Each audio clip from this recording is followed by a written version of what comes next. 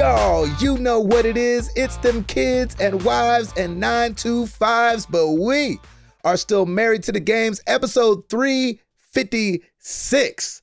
Yes, sir. It's your boy Gabe Patillo with Tim Router, Ed Placencia, Chris McCracken, of course, and as always, we are talking games and life and games.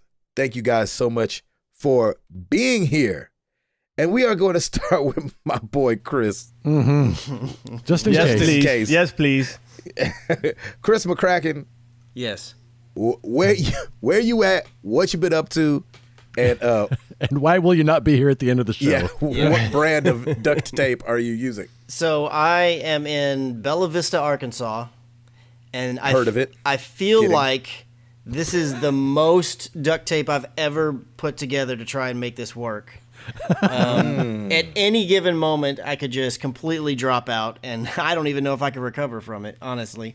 And I gotta completely admit, just be totally forthright with you guys, I'm very self-conscious about it because two of you guys podcasted on the ocean and had no issues. So I'm like, doggone it, I'm in land, and I can't. Well, Ed had no issues. I had a little bit of issues going on. Well, yeah, I mean, maybe I get issues all the time, Chris, so don't feel bad. Yeah, Tim didn't even show up, so. Still, I feel like, doggone it, I got to make this work. So fingers crossed it's all going to work. At the moment, everything looks like it's all set and good and ready to go. Good. So hopefully everything continues to go on. But outside of that, we drove up here on Monday morning. And the drive really wasn't all that bad. There was some rain we ran into. That's one thing that I will say. Yesterday it rained, and then today I think it rained early. And then I think there's some rain that's projected later in the week. I don't feel like it's usually rained quite as often when we're here. Usually it's like maybe one day you'll get a little shower in the middle of the day or something like that. Yeah. But today, during the day, it was nice and clear. So today was the day that we went to the lake. We typically go the same lake out here, and we rent a boat, and then we have it, for like 4 hours or 3 hours, whatever the heck it is, and just drive around, pull the kids on the inner tube and just have a good time out there. And then this afternoon, it was my first round of golf with my father-in-law. Stacy actually joined us, and my niece. They came just as a ride along. There's not many people here this week, and the golf course is not super packed, which is amazing because usually it's like overrun with tons of people, and it's hard to get a tee time. And then you've got all these really good players that know what they're actually doing, trying to play through because you're taking too long. Yeah, exactly. Oh my God, Stacy almost got hit with a golf ball. Boy. Really? Yeah, because it hit a tree and bounced towards her. So the thing is, it hit a tree, it bounced towards her, and then the guy's like, 4? It's like, it's a little late there, buddy. Come on, man. After Effect 4. Exactly. But, I mean, so even though it's the beginnings of the vacation, everything's been going great so far. Had a really good time. We actually have, typically we're in one condo. It's a timeshare that her parents have. And it's her parents, it's us, it's her brother's 2 little kids, and then usually at some point during the week, Stacy's aunt and uncle show up as well. So that's a lot of people staying in one condo. So this time she got an extra one, which has been really nice. So we have our own bedroom here. We're able to kind of spread out a little bit and get all of our stuff, where we want it and laid out a little bit. So we don't feel like we're just all on top of each other. So that's been a lot of help and felt really, really good. Nice. That we have a little bit of elbow room on top of, just all the vacation-y stuff that we're looking forward to. The rest of the week is we are going to do some stuff in Missouri tomorrow. I also have a friend that used to work with me in my company, and she retired about 1.5 years ago, and she moved up here. So hopefully the plan right now is we're going to get to meet up with her and have dinner with her and her husband on Thursday night. So definitely looking forward to that. And then I'm going to try to squeeze in seeing Spider-Man Far From Home this week. Which is kind of crazy because the last time we came here, which has been a number of years, was when Spider-Man Homecoming was in theaters. So now it's almost like a little tradition kind of thing to me. It's like, we gotta see Spider-Man. Spider-Man's in theater. You gotta see a Spider-Man with home in the title when you're not at home. Exactly. And I've got to go to a theater. So. Oh yeah. So I think that we're gonna be able to do that on Thursday, but it's just tentative. We try not to nail anything down super hardcore and kind of be flexible and just kind of go with the wind and do whatever it is that everybody's want to do and make sure that everybody's having a good time. So. Doing great so far. On the gaming front, before we headed out here, been playing a ton of Apex Season 2. We actually posted another clip on our Instagram of me and Gabe getting another win. Nice. Well, Yeah, you did. it's really you getting another win. Well, you were there. You I was there. You helped get to that end point. It gets crazy in the last little bit of the circle. There you go. Yeah, you really are the best cheerleader. That's for dang sure. But I mean, it just gets nuts in that last little circle. So it's a matter of time before we get a clip where I'm dead and I'm over there like, oh yeah, I told you, Gabe's gonna carry us across that finish line. I told you. You know, it's just a matter of time before that happens. Since we've been out here occasionally on the ride up when Stacy was driving, a little bit of Hearthstone, but no real gaming while I'm out here. Don't even have access to anything unless it's something that's on my phone. So just playing the game of life out here in Bella Vista, Arkansas. There you go. And that is it for me, fellas. I like it. Nice. Tim Router, Yeah, buddy. what's going on with you, bruv? Man, kind of chill this past week. It's been good. We had a good 4th of July. We just kind of hung out and and went over to my in-laws, and my brother and sister-in-law were there too, and we just kind of hung out. And then that evening, we drove over to Franklin High School to watch the fireworks. And we get there. It's our normal spot. There's like a little field, and there's a baseball field there, and we just kind of get our little chairs, and we sit there, and they shoot them a little further into this park, but you get a great view. There was a freaking baseball game going on at night on 4th of July. So all the floodlights are on, and we're like, oh well, this is great. I mean, there's other people that were there too, and I think everybody was thinking the same thing. Like, who's doing a baseball game on 4th of July evening? Yeah, that's ridiculous. Right before the fireworks. And so we kind of just had to grin and bear it because it was getting close to the time that the fireworks would go off. So we just watched it through the baseball lights. But it was fun. It was all right. I mean, it was just random though. I'm like, really? A baseball game? 4th of July, huh?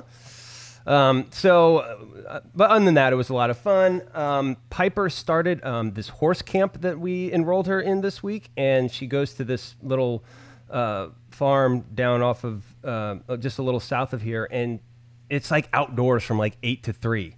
And I'm like, oh, she's going to melt out there. But she is loving it. This horse camp is really cool. They teach them how, they brush the horses. They get a horse assigned to them for the week, and then that's the horse that they take care of all week. And she's just coming back sweaty and dirty and smelling like horse poop, but she absolutely loves it. And I'm like, oh man, this is great for her. Like, you guys are so gonna have a horse by the end of the summer. No, I know, right? Where are you gonna put extra it? dog Exactly. and a horse. Yep.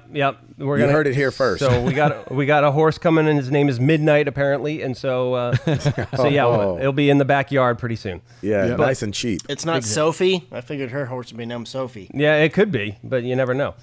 But yeah, she's loving it. So I definitely think this is going to be a camp we'll do next year too, and she's meeting friends, which is great, and so things are going really well. So let's see. Next week, I don't know if I'm going to be in the cast because we will be in London. We fly out on Sunday. Wow. And come back Saturday. So I will be 6 hours ahead of you Central Time. 6 hours ahead. So I don't know. Depending on when you guys are going to record, it may or may not happen. I will bring my mic just in case. Heck yeah. No idea what the Wi-Fi situation is, but we'll definitely try and figure it out. But if I'm not on, I apologize. Maybe we'll do it really late here. It'll be really early there, and we'll work it out. Yeah. It'll be just fine. Yeah, we could try it. I need to do a night show anyway next week. Yeah. Okay. Well, then I'll definitely try it out because we'll see what happens. I might be able to swing it. I don't know. Anyway, on the gaming front, what? That's really funny. It just sounded funny. I don't know. Okay, cool. On the gaming front, a little bit of Spider-Man this week, but a lot of Overwatch this week. I've really, Really? yeah, man. I've been on a McCree kick, and There you just in the past 2 days, just kind of getting into Mercy a little bit as well. Oh, nice. So it's fun, man, going through these different heroes. And if you just, for me, it's just good to take it like one hero at a time, kind of learn some tips and tricks. But man, the aiming on McCree is definitely better, which I think helps improve my overall aiming because I'm usually terrible at it. But really, really enjoying McCree a lot and getting some good stats now finally on it. So Nice, There you go. Yeah, He's dude, tough. it's He's not easy. No, he's not. But it is fun, and That's awesome. I've just been kind of obsessed with Overwatch this week, and I haven't been able to play with anybody from the community because it's 5:30 in the morning.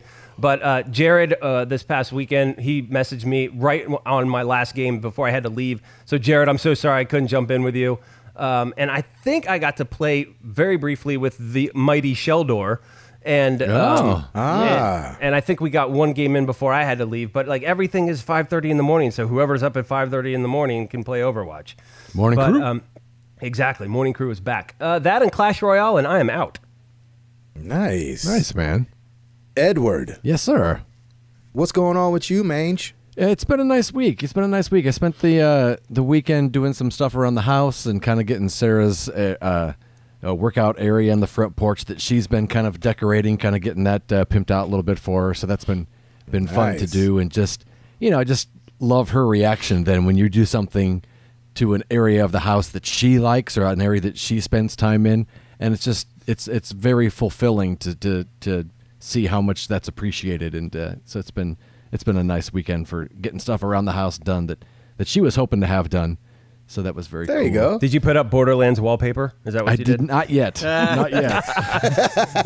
You're getting there though, right? It's almost Getting there. for sure. That's awesome. Sarah leaves town tomorrow. She's going down to India for a few days for a beach body thing, and a friend of hers came into town yesterday. And she's been staying with us, and they're going to go down together. And it's really cool because this lady who's staying with us, she's a 63-year-old retired teacher.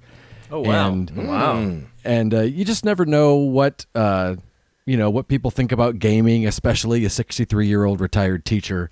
Yeah. And she was saying, one way that I would keep in touch not only with my kids but also my grandkids is I would play video games. And I was like, really? And she said, I don't know if you've heard of it. I played this game called World of Warcraft for like 3 years. What? She really went in. I was like, that's amazing. And then as a teacher, she would say that when she was teaching, she would actually recommend video games to parents because she would say, hey, your kid's doing okay in this area. Maybe, introduce video games that might help with his social dynamic and his social interaction or his That's motor skills. amazing. And I was like, that is so cool. Where was she when I was in school? Seriously. Right? Well, and just it. avoid all the toxic people that you Exactly. hear. But at the same Yeah. time, that's incredible. What a great idea. Yeah, I thought that was really, really cool. Gaming wise, Sarah and I are going to town on Borderlands too. So awesome. I don't know how many times this past weekend she would just, hey, can we play Borderlands? And I'm like, yes, and we'd play for a couple hours and we'd stop. Is and that eat. even a question? I know, right? It's just like, you've met me, correct? And we'll play for a couple hours and then take a break, and then she'll say, hey, I kind of want to play Borderlands some more. And it's funny because, What? Stranger Things 3 dropped this weekend, and we were like, yes, we are going to power through this. And she's like, I kind of would rather play Borderlands. Is that okay? No way. So great. So it's been a lot of fun playing that. We had some friends over on Saturday and got to introduce people to Beat Saber and I Expect You to Die and some various VR games that they hadn't played before. That was a lot of fun. Played some Drawful and introduced people to that. That was a good time. Still playing Harry Potter Wizards Unite on the phone. And still, doing my spells or whatever they are and having fun with that. And then I picked up a game called, it's by one of the creators of Rick and Morty. It's a VR, not just a VR game, but I played it in VR, called Trover Saves the Universe. Oh my gosh. And that's rated. Not for kids. That's got its rating for a reason. Wow. Yeah. Man. And it's one of those games, it's like South Park. It's like, oh my gosh, I can't believe what they're saying, but this is the funniest thing I've ever heard. Yes. If you're of that ilk, and it's funny, I was streaming it, and a lot of people, it was funny how many people came in and they were like, these people totally ripped off Rick and Morty, or this sounds just like Rick and Morty. I'm like, this is the same people. And that's why. Interesting.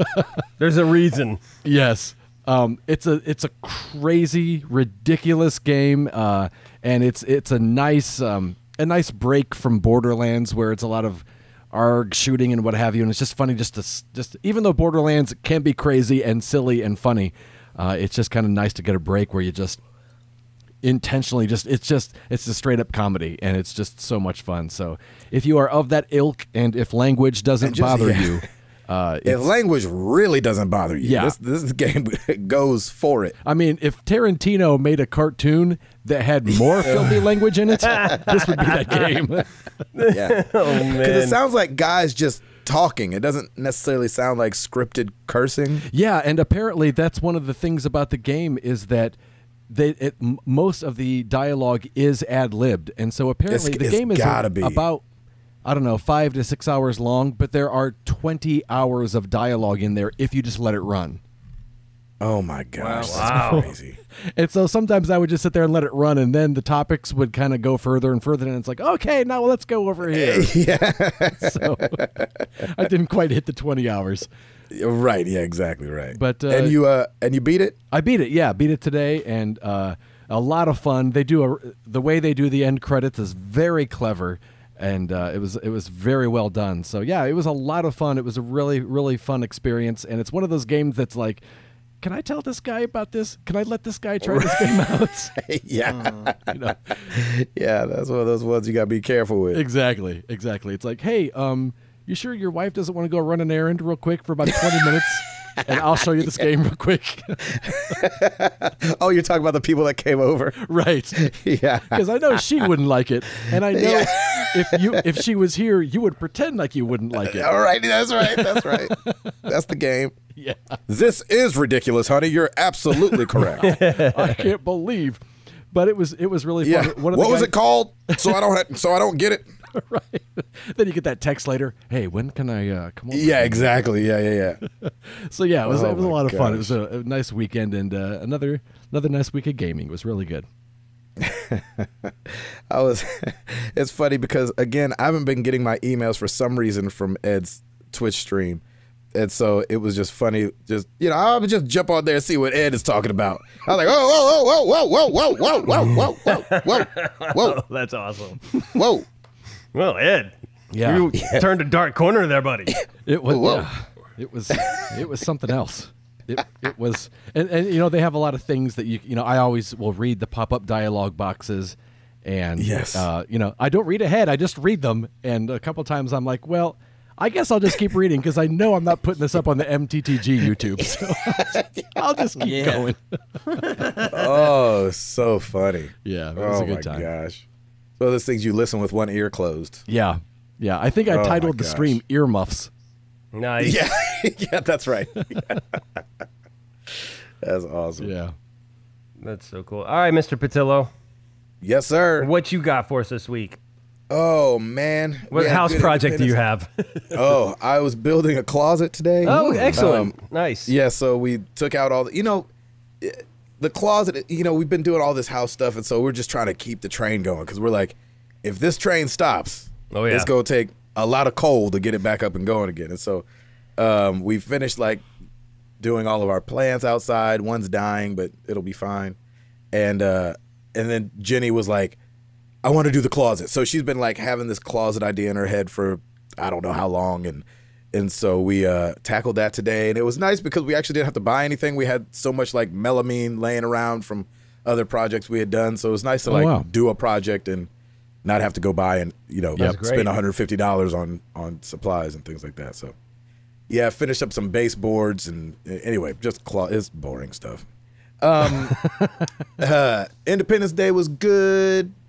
Same thing. We went to where Tim went, except on the other side. You were on the factory side? Yep. Yeah.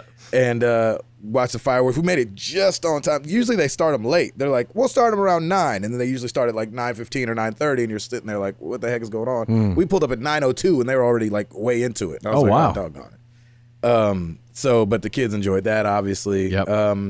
Had an engagement party for my buddy Justin that's getting married at the end of August, and that thing was so much fun. Oh, that's Yeah. awesome. Me and Oh, Jenny yeah? don't often go dancing.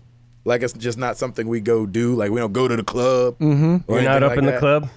VIP? with a bottle full of bub. Exactly. And so they had dancing at this engagement party, and we danced from probably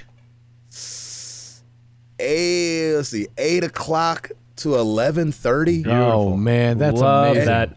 Oh my gosh. And one of my buddies, Ryan, DJ'd it, and we just left like sweaty and like don't touch me. That's Oh my so cool. gosh. Oh, it was so much fun. So much fun. Got to give a big shout out to the only time I watch soccer is during the That's World right, Cup. We had man. The female World Cup or the Women's World Cup, whatever it's called. Female World Cup. I don't know. They was females. Women's And, World Cup. Yep. The Women's World Cup. And Hashtag that equal, bad? Is hashtag females equal bad? pay. I know. Yeah, that's true. That's right. They should get paid. They No, actually absolutely. go They to the World crushed Cup. They crushed Yeah, it. our I'm so guys proud didn't of even make them. it last time, I think. And so that was fun to watch. And, and it's always, when you have kids, you always want to show them, especially, I feel like, and maybe Tim feels like this too and other people, but like, especially when you have little girls, you always want to show them strong women. Yep. Like, look at this. See? Like, don't, when they're that. Absolutely. I saw this thing the other day where they showed like a 7-year-old or a 9-year-old girl, and they said, run like a girl. And she's like, just like, jogging in place all hard. And then they showed like an 18-year-old girl, and they said, run like a girl. And she's like, her wrists are broken and her hands are flapping. And you're like, dang it, how do I keep my daughter thinking running like a girl is running really fast? Yeah. And running really hard. And so Yeah. it's been fun to have the Women's World Cup on, and then obviously Wimbledon's going on, and so she's watching Coco Gauff and Serena Williams. That's awesome, And all dude. these women out there freaking killing it. Keep that going, and man. so yeah, so we're just trying to encourage around here. So Yep. it's That's it's awesome. really fun. Just a quick side note. My sister, Jamie Okewali, a few weeks ago. Okay, Wally, Wally, okay, bang, bang. I was waiting on the song to kick in. Yep. She posted that one of the boys in her daughter's class told her, "You run like a girl," and apparently Yeah. her daughter, without even hesitating, snapped back, "Run a little faster, and you will too." I love that. That's You are nice. raising her right. right. Absolutely. Jackie Joyner Kersey up in this mug. That is beautiful. Well played. That is great. Well played. Yeah, man, I'm with you because Piper and I, we watched the World Cup. Lauren had a balloon install on Sunday morning, and so like we were just sitting on the couch watching it. For soccer, I'm like, see how they're passing and see how they're doing this, that, and she was all in. She was all into it. I'm like, oh, this is See great. how they're not picking their nose. See Yes. how they're not. see how chasing they're that not butterfly? doing grass Still, they're not angels in the all, middle like, of the doing field. doing cartwheels in Yep. the goal. Yep. Yeah. No, it was great, man. I love that. See how they're playing soccer. Yep. Exactly. That's funny. Yeah, you gotta use those teacher moments. That's for sure. I've been trying to get Amara on tennis anyway, so it's just nice that Wimbledon is all that's on right now. Oh, nice. On the gaming front, man, like Chris said, I'm in a tough place, man. yeah, If I'm being completely honest, I only want to play Apex. Nice. dude. I mean, As nothing much wrong of with a- that. Yeah. I know, but like as much as I'm a story guy, as much as I said my resolution was to You beat make your 5 own games, stories 5 in Apex. 2019 games. Yeah. Yeah, it's true. We've made a couple. Yeah. And so it's just like frustrating because I want to go dive into something else. Like, give me a story that I could sink my teeth into. That doggone Apex is so freaking fun. And I get to play with Chris, and we just That's awesome, man. I mean, you can hear from the clips like how much joy there is going on. yeah. It's fun. It really is. It is fun, and so that's all. And actually, I took the Switch inside. I usually leave it out here in the shed, but I have been, when Jenny's been working tonight, I've been getting in a little of that Dead Cells. Oh, nice. Oh, there you go. So yes, I am enjoying that. It's gotten to the point where I like don't really know what to do else. Like, you beat it, and then like you get an extra power when you beat it, and then you kind of beat it again and make sure you have all the runes or whatever this called, Yeah. so you could like run up the walls and everything like that. And so now I'm just kind of like just playing it for fun, kind of, which is frustrating. But I'm just wishing Apex was on there. Like, why is Apex not on the Switch? I'm actually kind of Doggone, they surprised bringing it's the- not. I know. I'm like, they brought Fortnite, so we know it can at least handle that. They're bringing The Witcher, so we know it can at least handle that. It's got to be able to handle Apex. So Yeah. I just think just don't think it's a priority for them. Well, yeah, and because they've said over and over, like, this is a small subsection of Respawn working on Apex. Like, it's a very small team. So I bet just adding another platform is probably a little too much than they can chew at the moment.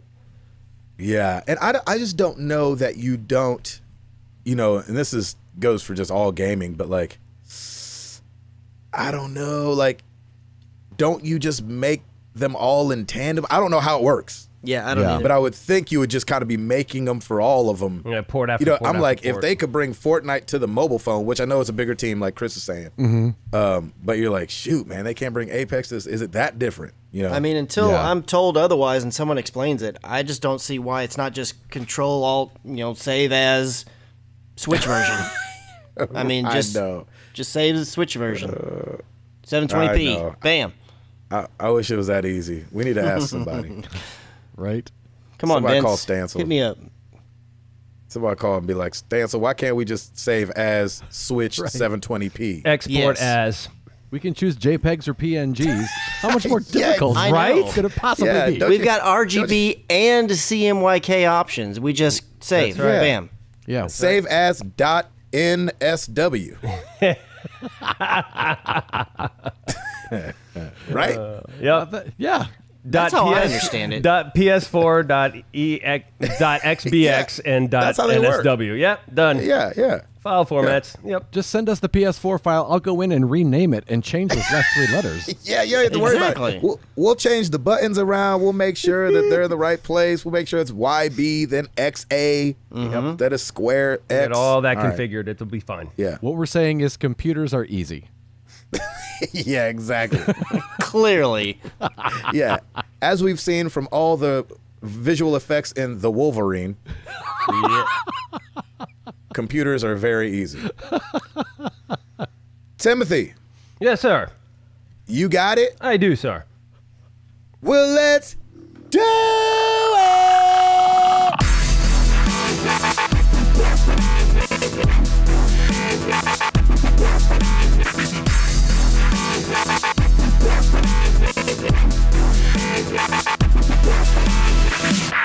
All right, we got some new releases. We got Bear With Me, The Lost Robots, and Bear With Me, The Complete Collection for the PC, PS4, Xbox One, and Switch. I actually like that name. Yeah, the PX4. PX4? Yep. No, bear with me. Oh. PX4 is nice, too. But Yeah, Bear I With do Me, like that yeah, too. Bear, B-E-A-R, as in the creature bear. The animal, yeah. Yep, Senran Kagura Peach Ball for the Switch. Good luck with that game. They Are Yep. Billions for the PS4. Oh, that launched? Yes. Nice. Soul Seraph for the PC, PS4, Xbox One, and Switch. Blazing Chrome for the PC, PS4, Xbox One, Switch. Professor Lupo and His Horrible Pets for the PC and Switch. I like that name a lot. That's great. Dragon Quest Builders 2 for the PS4 and Switch, and God Eater 3 for the Switch. I need to get that Blazing Chrome if I want to run Stadia. I know, right? There you go. Jeez Ooh. Give me that Blazing Louise. Chrome. Ooh-wee. There you go. Oh, that hurts me. That was, yeah. Or you'll never play because you'll just be like, man, I got that Blazing Chrome. Yo, dog. Yo, dog. Did you check out that Blazing Chrome? Yo, hey, just chill. Hey. Why is my Stadia. resolution 420? You don't got that Blazing Chrome. Yeah. Why does this game keep buffering? Oh. Somebody pass me some Doritos. That's awesome. Oh, Lord. We did have one oops from Nathan Dugas over on Discord. It was implied by @TRouter that Switch doesn't have or get AAA games. While it's true that third parties haven't fully gotten on board yet, there are at least some third-party AAA games, lots of ports from last gen, ports of current gen games like Doom, Wolfenstein, and Witcher 3. Also, many of Nintendo's first-party games would be considered AAA, as that's more a reference to budget of a game than graphics. Yeah, I definitely never said that Switch didn't had it, but for me personally, I always think Switch is late to the party when it comes to these AAA games. I.e., they're just coming out with Witcher 3, which came out in 2015. I get it, but I just think I think Switch just has a different audience, and they stay in that lane, and I think that's smart. And the AAA games will come, but I typically see them coming later to to Nintendo than right off the bat. There you go. But There you yeah, go. it's all good. Thank you, Nathan, for that. Appreciate it. And that is it for me. Back to you, gentlemen. Oh, yeah. Well, we've talked about this lightly on the podcast before, but I wanted to talk about it a little deeper. I saw a story this week that was talking about Call of Duty and Modern Warfare, and it was said by the narrative director on the game. His name's Taylor Kurosaki, I'm going with. He said, what does Modern Warfare mean in 2019? It means the battlefield is blurrier than ever.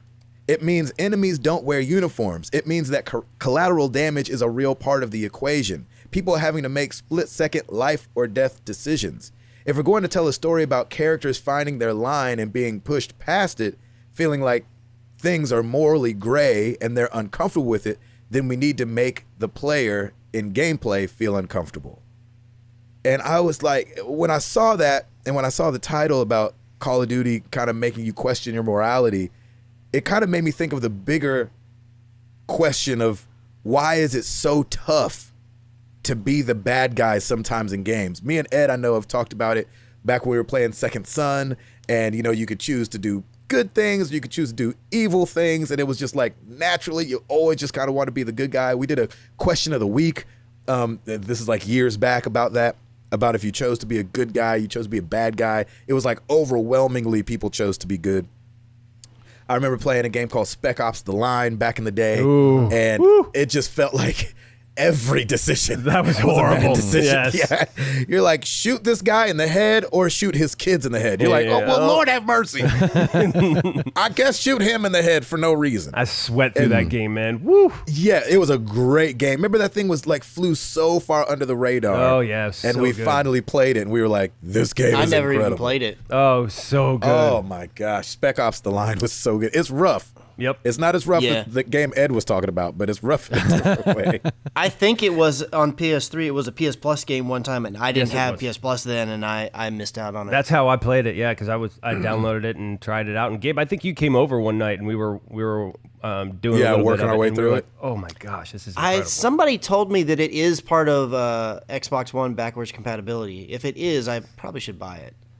Yes, Yeah, it's- definitely. It's good and it's gritty, and I really like. Ed, did you play it too? I feel like I did you had not, played no. it. You didn't play it. I think did you play Sniper Elite 3? Yes. Yeah. For some reason, those covers go back and forth in my head. Oh, really? Okay. Yeah, something about Spec Ops. I don't know. The covers probably don't look anything like each other, but for some reason, they make me think of the other one. And so I wanted to ask you guys, and Chris, I'll start with you. Leaning towards good seems to be, or maybe your personality seems to be the easier way to go. Can you lean bad? Can you make just bad decisions a whole game? Yeah, I can. I mean, I kind of like you alluded to earlier. I did play both versions, the good way and the bad way, in Second Son, because you had Yeah. to for the platinum. But I definitely enjoyed playing the good side more, and I would much rather do that. I can play as a villain, and then there's some games where you just find out later on that you, in some ways, depending on your perspective, turns out you kind of were the villain. Yeah. So I can do it, but I would say that, especially if I know I am the bad guy, no, it's not something that comes particularly easy to me, or that I'm like totally cool with the whole time. But I'm willing to see Yeah. how the story plays out. So, but on a first playthrough, you're always going to usually play good. Yeah, if you have the choice to be good or evil, I'm always going to play as good first and foremost. And then if there's a second playthrough, that's when I'll play the evil way. Yeah, because it's so interesting to me because I think all four of us are like that in some way.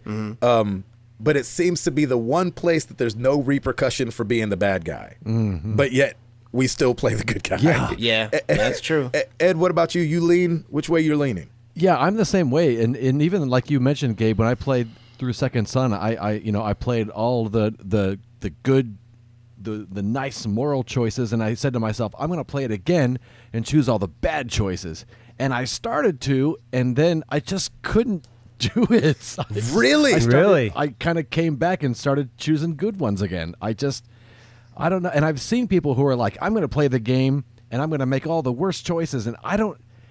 I don't know what it is about me that even though I know it's a game, I can't do it just so flippantly like that. I don't know what it is. You know, it's funny. That's what kept me from getting the platinum in Second Son. Is that Really?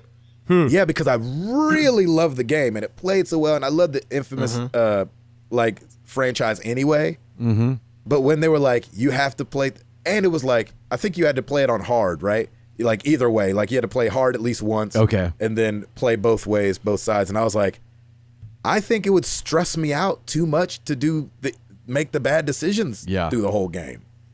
Does it keep you from liking a game? Like, say you were to play through Modern Warfare and have to make some of these choices, would it keep you from enjoying a game if you're having to make those really tough decisions? I don't think so. I think if anything else, it'll get me more invested. You know, I mean, those Telltale games, they have some tough decisions in there. Yep. Yeah, Absolutely. buddy. And, you know, they're tough, but it didn't make me not like the game. It just, if anything else, it let me know how much I had been drawn into the game. Yeah, to me, that's a huge key factor for it. Is that so? Like when it comes to the Telltale games, like The Walking Dead, for instance, that Ed had just mentioned. Yes, there were a lot of times where you would have to make really tough decisions, and ones where it was a morally gray area where really both decisions are bad. It's like which is the least bad. You just got to kind of figure that out. The reason that I could push through that and make it through and not necessarily feel so badly about it is because I had become invested in the characters and the story and seeing what their outcome was going to be. And in that story in particular, wanting to make sure they got the best possible outcome I could make them get. Yeah. Right. That's where, for me, when it comes to the Call of Duty thing and how they're saying like, oh, you know, we're going to be pushing these boundaries and we're going to be making things that are going to be like morally gray and it's going to be hard and blah, blah, blah. And yes, I understand, you know, you're saying like this is the way world warfare is in a lot of ways these days and you want to depict that in realism. And that's fine. But if the characters are not, if they're not something that you can connect with, then to me it becomes just like, oh, we're just doing this because we can and like we're trying to be edgy. That's what I don't want. I don't want a game. I cannot stand in movies and television and video games, whatever it is, if you're doing it like being edgy or graphic or something like that simply because you can, that annoys me. It's like if you're not forwarding the story, if this is not a key story element that I need to know, I hate that it's in there. So if the characters, if I can fall in love with, or not only fall in love with the military character, but if I can start to care for them and empathize with their situation and feel a connection with the character, then I'm fine with you playing out the story however you want to do it because, you know, creative mediums shouldn't really be censored, I don't feel like. I just want them to have... I want them to have solid ground for standing on for why they're pushing this direction, not just simply like we're just going to do this because we can get away with it, you know? Right. I don't want it to feel cheap. I want it to feel Do you remember meaningful. ever making choices in Call of Duty? I don't. I remember saying hit F to pay respects or whatever. Yeah, that's what I'm saying. Like I don't even remember having to make a hard choice in a Call of Duty game before. Yeah, I don't really either, honestly. Tim, what about you? Are you always leaning good guy? Can you play both sides of the fence? Does it make you uncomfortable? It sounds weird, but if you're rewarded for being bad, I will totally try being bad. I'll give you an example. Second Son. That I was going for the platinum. That was my first real big platinum that I did.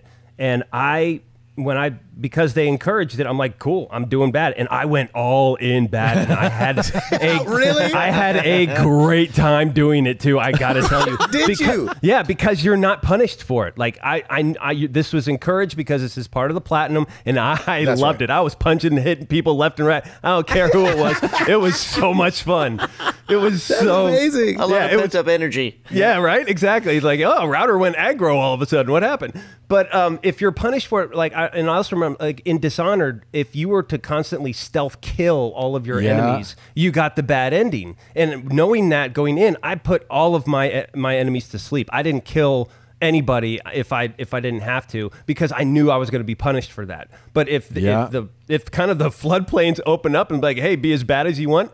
When are you going to have an opportunity to do that again? And I'm a nice guy, and so I'm like, yeah, let's go. Here we go. Let's have some fun. That's crazy. Yeah, let's have some fun with it. So yeah, I thoroughly enjoyed it. I had a great time with it.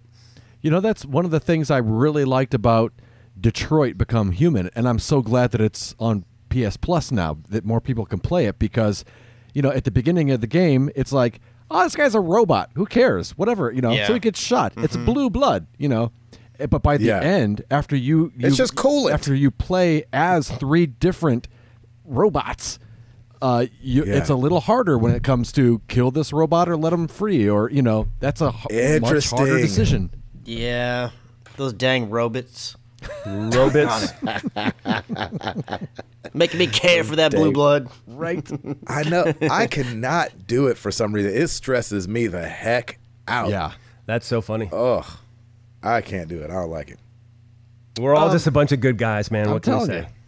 I know. I wonder Unless if there's no something weird. consequences, then Router's just going to Then go Router's ham all on in, the man. heels. I am all in, brother. No know. consequences. Let's do this. I like that. That's like your Steam release valve. Yeah, dude. though. Yeah, absolutely. Absolutely. If I see Router Yeah, playing I like- Second Son now, I'll know what kind of day he's having. Exactly. Exactly. Yeah, he must have bought a horse. That's right. There's a horse in his lawn. He's playing Red Dead and just punching a horse. It's now Professor Router and his horrible pets. Yeah, there you go. That's funny. So this one was kind of it's video game related, but it's also kind of answers some of our Netflix questions. But it looks like Cuphead is coming to Netflix as an animated show, and this seems like the first good idea I've heard about a video game. yeah. I love this idea any a kind lot. of TV medium in forever. We Love it. all, I feel like we all had the reaction when we first saw Cuphead. Yes. That was done by Studio MDHR. And we were like, oh man, that looks amazing. Like the old style Yeah, man. graphics and everything like that. We were so hyped for it. So Cuphead coming to Netflix. Chris, you all in on that? Oh yeah, yeah. I did not play the game because I was like, this is gonna be too hard. It's just there's no way I'm gonna be able to. But I want to see more because that animation style is amazing. Yep. I'm all in for an animated series. Yeah, I love that. Ed, did you play Cuphead? I didn't. I watched you play it and watched other people play it. You're like, Isn't it funny? We were all like, "Oh, this is amazing. It's hard." Nope. Okay, you have fun. I'll be over here in the corner watching yeah, Gabe. what's that about? I knew how it was going to end. The writing was on the wall for me, you know? Yeah.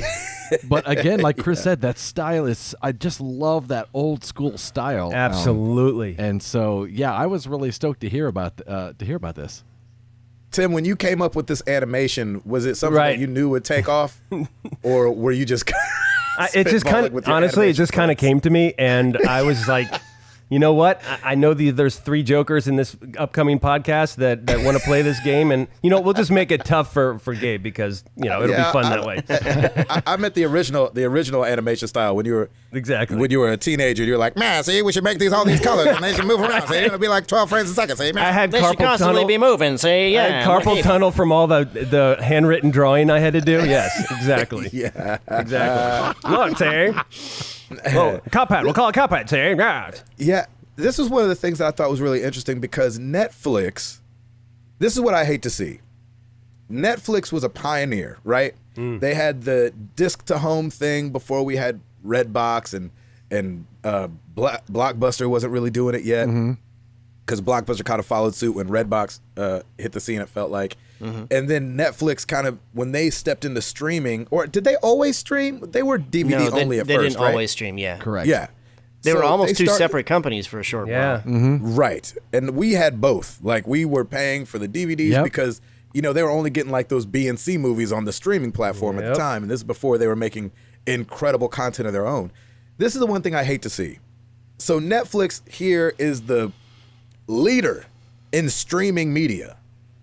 And they could be in big trouble with everybody else breaking off, you know, not that keeps Netflix going, but, you know, we're seeing that Friends is leaving for The HBO Office. Max, Yeah. and Yep. The Office is leaving, and Disney's starting up their thing. So all that stuff's going to be pulled and put onto Disney. And Disney, to me, is about to be the best streaming platform there is.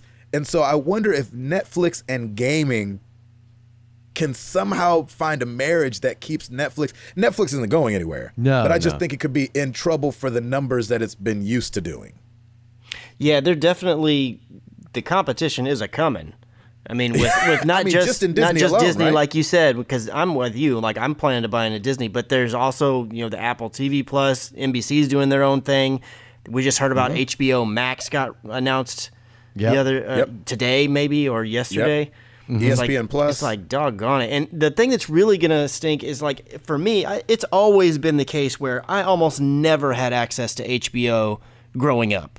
Yep. I mean, we No, would me maybe either. have it for like a month, or maybe I'd go to my cousin's house and they'd have something, and I'd watch a show over there. But for the most part, whenever everybody was talking about Sopranos or everybody's talking about this or whatever, I never knew what the heck. I mean, I knew what it was, but either. I never watched any of it. Right. It feels like now that I'm older and I can have access to this, like, well, yeah, but I don't want to have 12 subscriptions to all these different services. Exactly. And they're all going to be doing their own exclusive content. It's going to be like, shoot, I'm just going to have to pick and choose. And I'm kind of like you, Gabe. I've had Netflix ever since their streaming model basically started, which I had it before then too. I had the DVDs, but we only did the DVDs and then we switched to the streaming.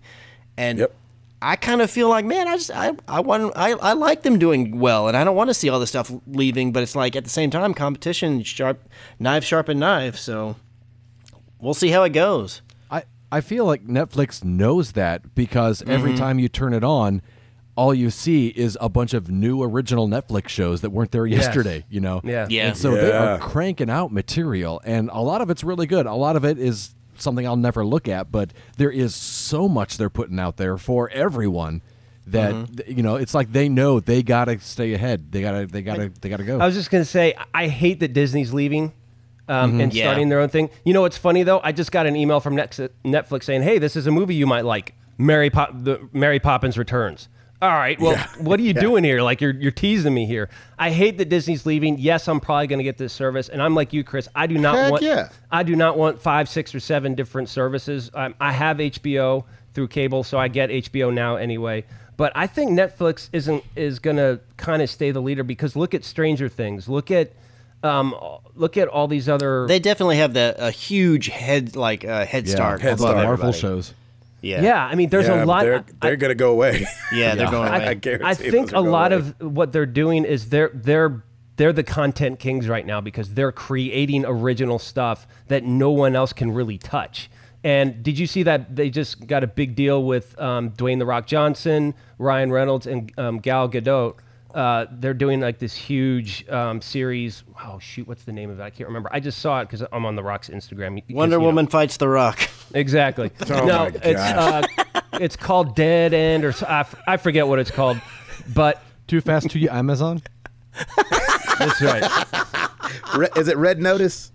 Yes, something like that. Yeah. So and that's like a huge blockbuster. Those are like blockbuster actors. They're getting that together. So they're putting the money and time into creating some original stuff, and most of it's fantastic. So they're not going anywhere. But I hate that things are leaving because they're off doing their other streaming services and that kind of stuff. I don't want to have to try and keep track of all my streaming services.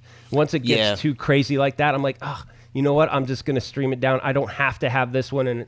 But, for me, I have to have Disney. I mean, that's a given. You got to, Doc. You got to have that. So it's going to be Disney and Netflix probably for me. Yeah, it's definitely like Ed said that they've known, being the forefront of all this stuff, they could read the tea leaves and everything. They knew all this stuff was coming. And I did really like recently when NBC confirmed that they were going to be pulling The Office from Netflix because it's going to go to their streaming service, which was a huge bummer to me because I'm really a big fan of The Office and I've been going back through it recently anyways. But it was crazy because Netflix made a tweet that just basically said, yeah, we're disappointed as well that NBC is going to be pulling The Office for their own streaming service. And then they followed up with another tweet and said, and for absolutely no reason, check out this show. And it's a show from the creators of The Office and it's got Steve Carell in it. It's called Space Force and it's a Netflix original. Boom. I was like, oh yeah, they've totally they're putting as many pieces in place as they can. That's smart. Ooh, that's smart. To get things ready. Yeah. I kind of like that. It's kind of like a burn, but kind of not. It's just like, well, that's fine. You can have The Office, but we got this, and this is from the people of The Office. So, and that's the thing. Like, okay, they're pulling The Office. Do I need to see it that bad that I'm gonna go get another subscription to the NBC service? Probably not. Nah. So I'm not. I have to pick and choose my battles, especially given the fact how much we spend watching TV. What Piper wants to watch, and it just makes sense. We got to go with what makes sense. Yeah. So let me ask you guys this. We see The Witcher going to Netflix. Yeah. Now we see Cuphead going to Netflix. Do you guys think that there can be an avenue there where gaming shows are going to be going to Netflix now? Oh yeah, especially if they're successful. I think That's the hard one. if they see the 'Cause one of number, those could be really successful and one might flop like a bug. Yeah. But I think there could be two different audiences as well. yeah, I think so. But I think especially if it starts popping off, yeah, we're gonna see it. Then it's gonna become an influx of things, and it could get Yeah. annoying, Yeah. or it could. I'm hoping that they're selective about what they do, and they don't just welcome any and all. But And- don't you think it's kind of like the Marvel thing? Like they were Oh, like yeah. Luke Cage, and then like what was that other guy, like Black Thunder? Somebody was on like WB or something like that, and it's like, or the CW, whatever it's called these days. right? And so I feel like you're right that there could be an influx, but and some are going to be terrible, and and some will be doable. But like I think even though as much as I hated the movie, I thought like Hitman could end up being a cool show if they did it right. Yeah. Even Yeah. though the Be movie I episodic. thought was awful.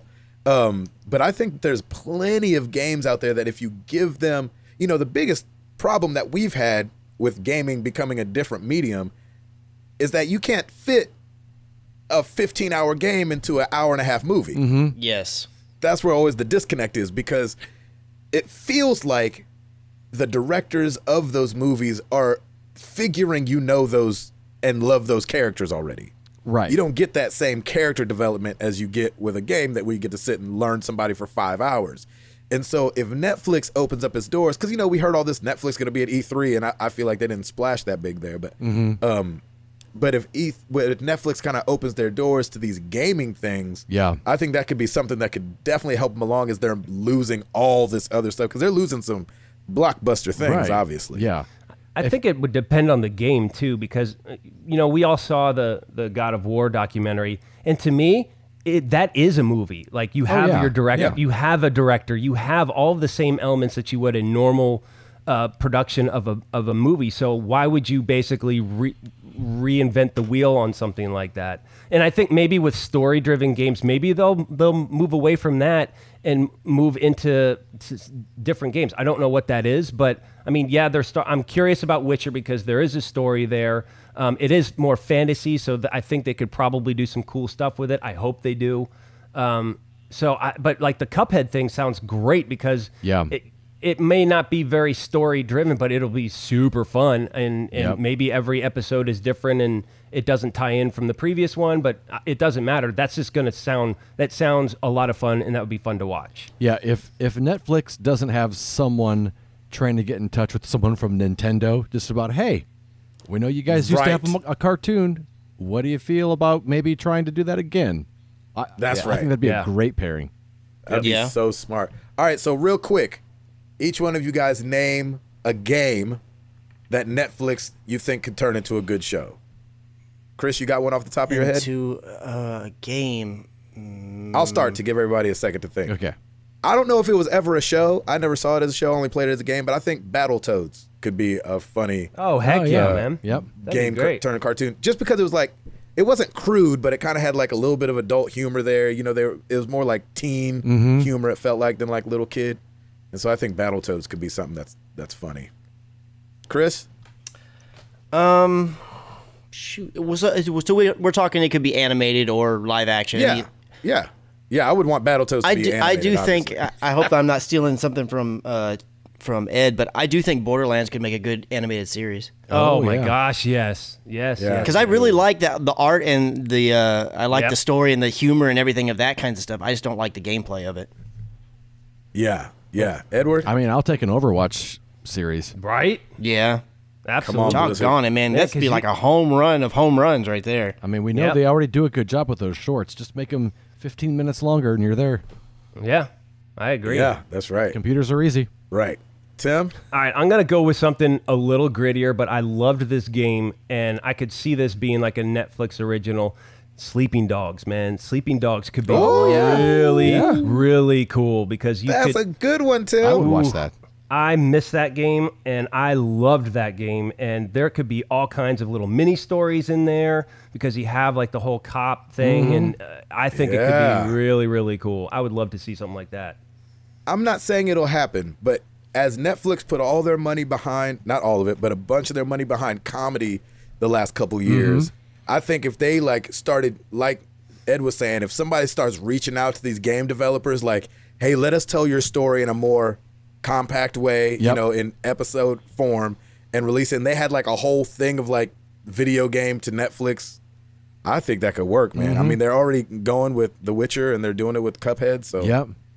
that could be something dope. Yeah. And you can see that the correlation might be too. I'm curious if we see increased sales of Witcher 3 after the series kicks in. And if those numbers start matching up and we see bumps in sales of all that, all while this series is being put out, man, then everybody's going to jump on that because that's more revenue from them, and then that builds the brand loyalty for that IP. So Yeah. Well, it and can be true. it could totally be a home run, and then it could be a total dud. I think it depends on the story in the game. yeah. I think it'd be really cool if they, kind of like what Tim was saying, if they did more like the God of War documentaries. But, you know, you remember that documentary, The King of Kong, Fistful of Quarters? Oh, heck yeah, and man! then, you know, even Love after those. the documentary came out, there were like more updates. You know, like if they took that story and made it like an 8-part series, just a limited Yeah. series, I Yep. would That's love to right. see them take their time and tell that story. Yep, very much For like the toys that made sure. us. Yep. Yeah, I love that. Gosh. I love Yeah, that. that's a great idea, Edward. Speaking of Edward, Yes. what you got for us, doggy? Over on YouTube, we've got Borderlands 2, Part 1. And that's all I got for you. If you've got Game Pass this week, Blazing Chrome, Dead Rising 4, Lego City Undercover, Time Spinner, and Unavowed, all coming out on the 11th. By the time you hear this, they'll be there for you. Nice. Yeah. Woo. I like that. Well, every week we ask you guys a question. Last week was no different. We asked you guys if an old game is re-released via remake or remaster, does the spoiler alerts have to go back into effect? Starting over on Twitter, we got Chowfie. At that, Chowfie said, nah, I give 3 months for people to get up to speed. jeez. After those 3 months, the alert turns into, well, you must not have been that interested. So Nice. it remains that way. Oh, snap. Lord have mercy. Gracious. Note to self, Joker. don't talk to Chowfie about anything. Nope. And, don't click on no that Chowfie links.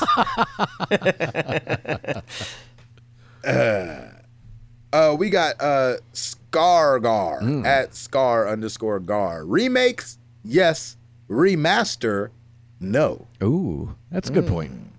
Yeah, Yeah. that's a good way of thinking. Marcus at Low Marcus 2010. I say no to both remakes and remasters regarding spoiler alerts going back into effect. Revealing a spoiler pertains to the time frame in which the IP was released.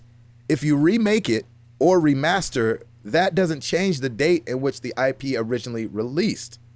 As an example, someone decides to remake the movie Titanic. LOL. I'm sorry, but if you haven't seen the movie, that's on you. He said, I still haven't seen it yet. What if someone decides to update a child's book, Goosebumps or Indian in the Cupboard? I think spoilers are okay. I don't know about that, Doc. Just kidding. Over on the Facebook, I'm just joking. We got Matthew Shepard. I think they are always in effect if we are talking major plot moments. I would never want to spoil a surprise twist moment for any medium, whether it's games, movies, etc. If I felt that wow moment, I would want others to as well. I wouldn't ever spoil the BioShock's twist or a movie like Memento. Oh man, that was a good movie. If it's part of the story that could be deemed inconsequential to most, then I feel it's probably fair game. That's interesting. You know what's funny is that, like, I wonder, so he said I wouldn't ever spoil the BioShock's twist, right? Yep.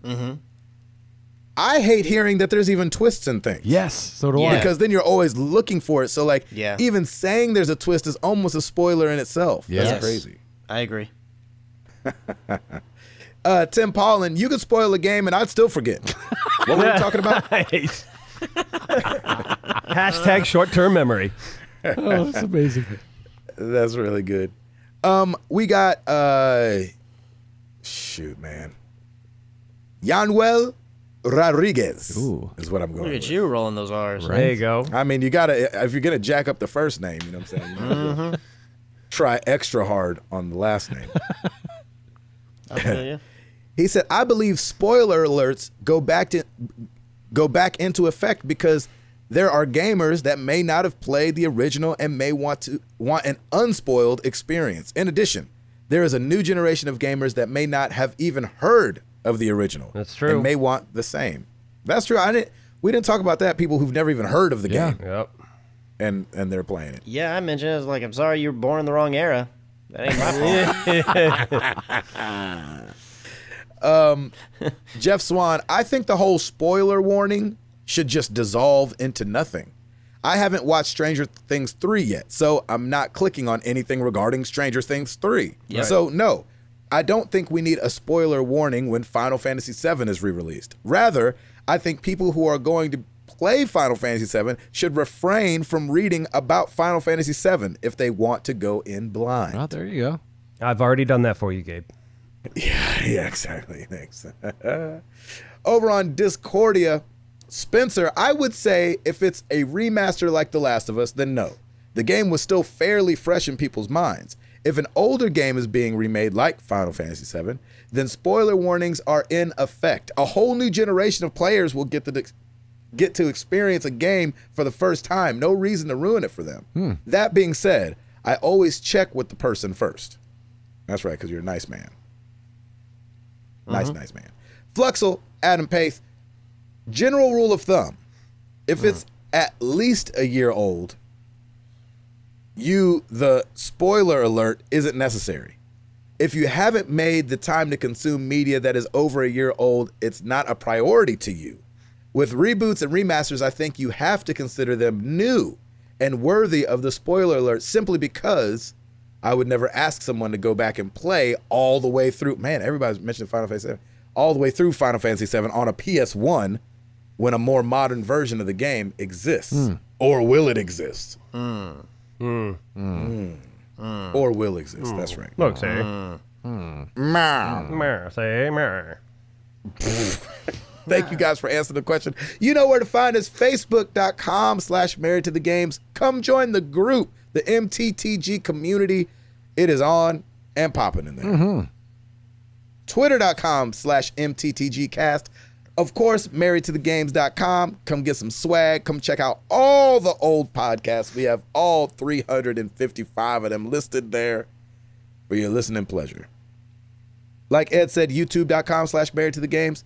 On Patreon, if you want to support the show, we appreciate it. We appreciate your donations. Patreon.com/MTTG. And starting up that Extra Life train, Eric Thompson did a good job of posting a video this last week, reminding people that it's coming, reminding people why it's important, reminding people to and ride it. That's right. That's right. extra-life.org/team/MTTG. And Chris, all the way from some city I never heard of. 2 weeks in a row. Rate us on iTunes because I know how to use my sunscreen and I'm the only one not sunburned. Yay! Yay! All right. Bow. Like hashtag gingers. Well, let's get into some questions.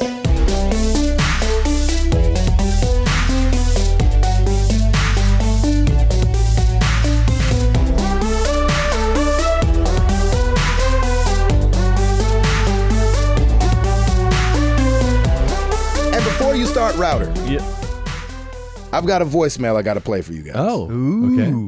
It's not a question, but just take it in. It made my whole day. Oh, nice. Okay. Hi, I'm Denise. I just had to call today. You aired my call on episode 288, and I'm just so glad to be a part of your community. I don't have a question. I just want to thank you for this podcast. You've made me laugh.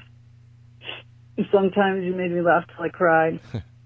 I'm the gamer in my family, but sadly about a year ago, my husband was diagnosed with cancer. And just over a year ago. And he lost his battle a few months ago. Our dog went not quite a month after him. The grief has caught up to me, but this last episode, 355, Tim was giving us the games that are out for the systems this week, and he totally cracked me up when he said, what remains of Edith Finch? I don't know why it was so funny, but I couldn't stop laughing. And then later during a quick fire question of grocery or big box stores, and Gabe said, big box, where you can get bananas and guns. Keep it up. Keep it up. You guys are the highlight of my week. Keep making it clean. Keep making it fun. And I'm just so glad to be a part of your community. Thank you. Bye. Wow, Denise. dude. Gosh, Denise. Oh my gosh. Oh my gosh. Thank you for being a part of the community. That is Yes. amazing. Man. It's people like you that keep us going. Yeah, man. Obviously, we are so sorry to hear about your husband. Yes. Oh, yeah. And then the soon dog. after your dog. Oh Oh. my gosh. So I hate that that's happened, but I'm so glad that you have this community to lean on. I'm so glad you're laughing Yes. and Yes. being Yes. able to laugh. I know it'd be a tough time to laugh at all. So thank you so much for your voicemail. Obviously, it does have bad news in it, but something about it warmed my heart. Absolutely. That you enjoyed being a part of this community, and you felt like you could turn here and still listen to the show, even though you're going through such tough stuff. Yeah. And so thank you so much Yeah. for that call. Yeah, we That's love you, awesome. Denise. That's amazing. Absolutely. Yes, amazing. that's oh man. That Yeah. just made my day, dude. Seriously. Right? Mm-hmm. If you want to leave us a voicemail, you can always call us 702-703-MTTG. And you're not going to top that voicemail, but you could try. Nope. Denise, thank you, Yeah, thank you, so Denise. much. Oh, man. If I remember, hers was the one where she had asked, like, what's the deal with Tim and giving him a hard time about being old all the time? Is he an old soul? Yes, and right. So is he all an that? extra Yes. special thank you, Denise, for keeping it with me, baby. I appreciate that. She's on my side. I finally have somebody on my I side. just remember being like, what's the deal with Tim? Is he an old soul? I remember that so much. I'm on an old right. soul. I'm an old soul. But if I can be rewarded for memory. being bad, man, watch out. I got you. I'll bust a window. That's awesome. Right? I don't know how I'm going to top that, but here we go. I Discord, know. I should have gone last. VPB Butters. What do you consider a AAA game? And after that, how do you define the tiers? The ones I'm aware of is AAA, Indies, and shovelware. What the heck is shovelware? I don't know what shovelware Isn't a shovelware like vaporware? Or no, vaporware, I guess, is something that just talked about but never actually existed. What's vaporware?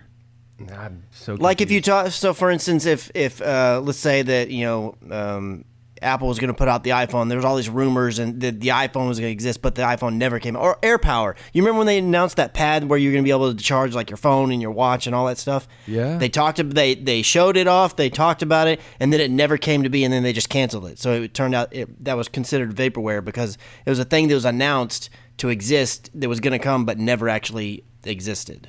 I changed my mind. Computers are hard. Yeah, right? But I always confuse vaporware and shovelware.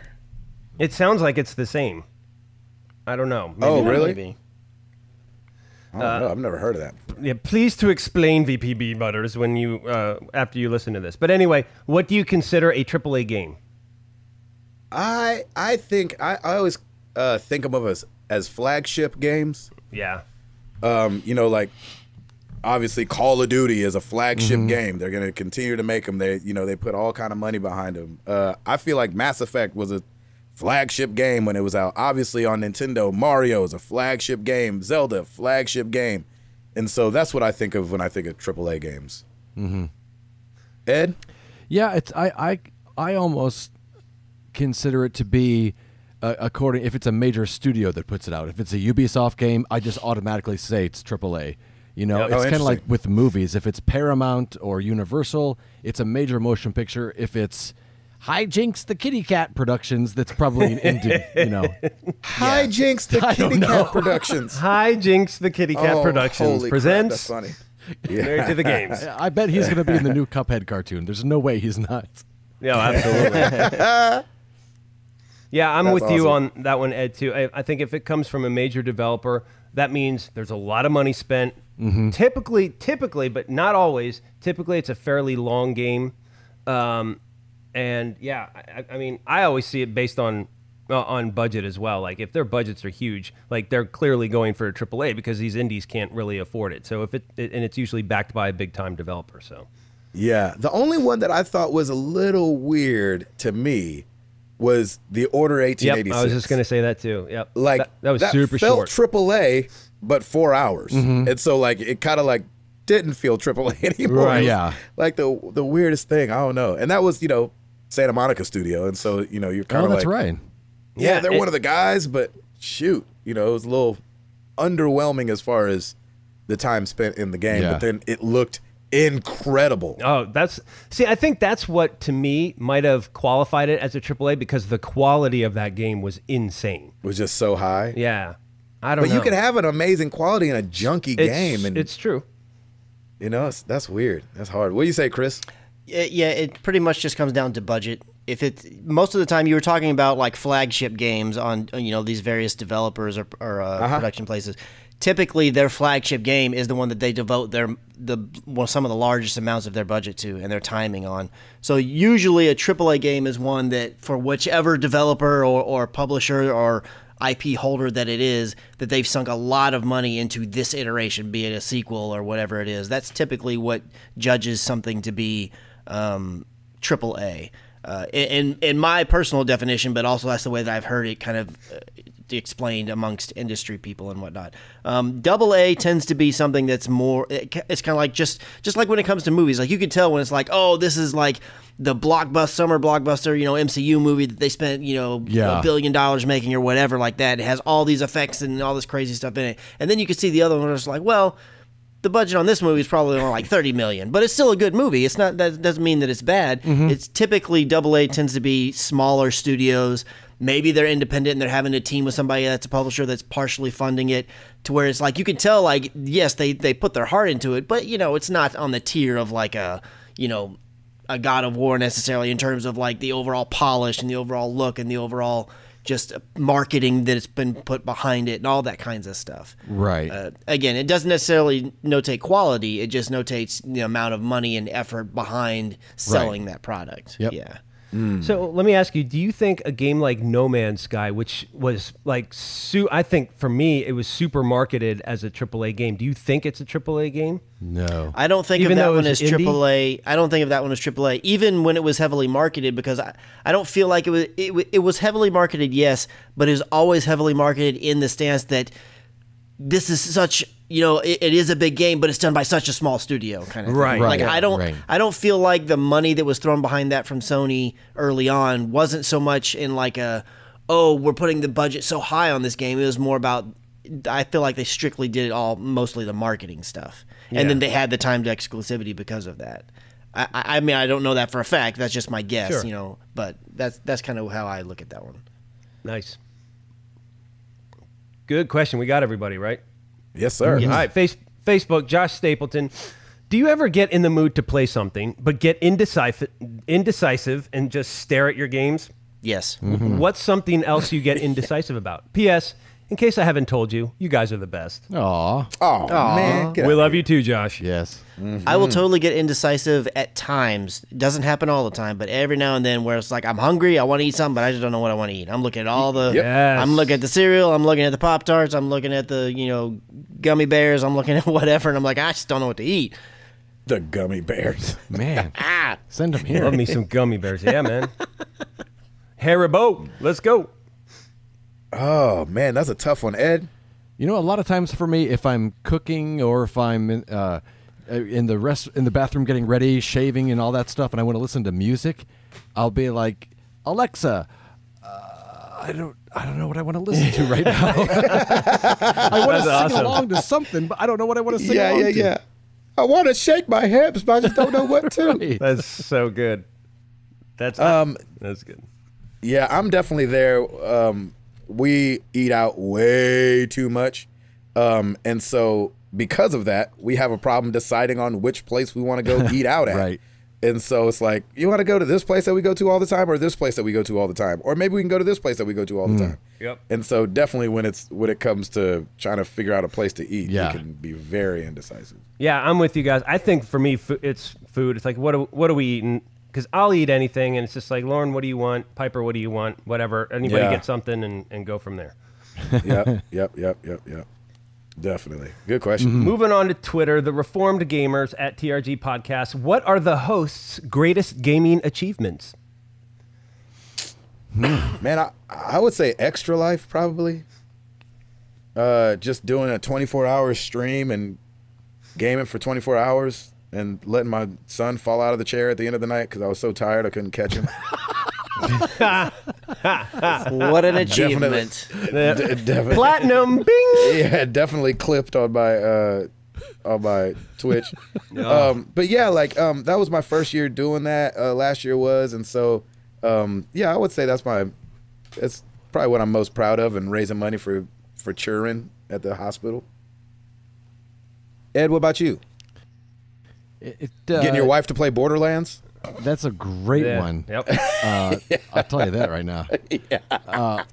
Even though it sounds weird to call it an achievement, I would just say the group of friends that I have just from gaming. There you go. Yes, sir. That's been a very surprising benefit that I never saw coming.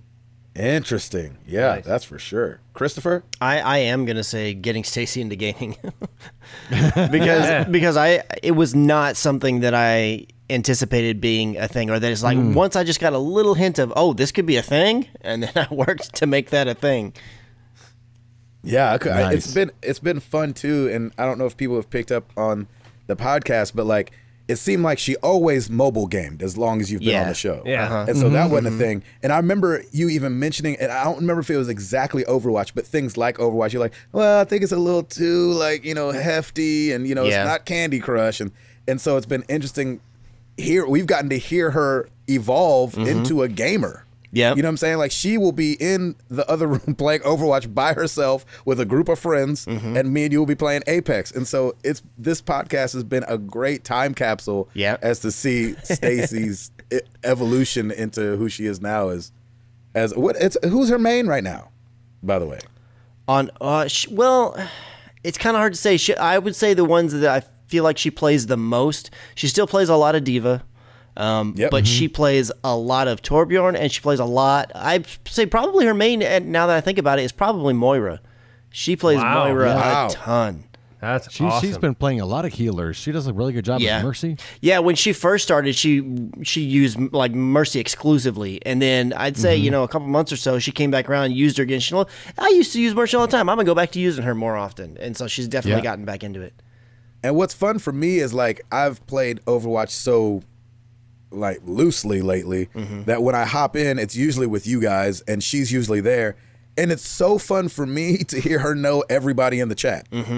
Yeah. It's like, oh, hey, Frankie, blah, blah, blah, blah, blah. And like, she's just talking to people. I was like, this is crazy. Like, she is an out-and-out gamer now. I love it. I love it. Dude, it's like there are no asterisks anymore. Yeah, right. It's insane when I'll come out of my office, like maybe I've been editing photos or doing something not gaming related, and I'll come out and she's been playing Overwatch, and I'll be going in the kitchen to get, a drink or whatever, and she'll just have this annoyed look on her face where I'm like, oh, what's wrong? And she'll be like, nobody will get on the point. And it's like they're just leaving the point. It's like, we've got to push the payload. And I'm like, I know, doggone it. That. That's so funny. That's amazing. That's awesome. For me, the greatest gaming achievement is 356 weeks straight from a little podcast we put together 6.5 years ago.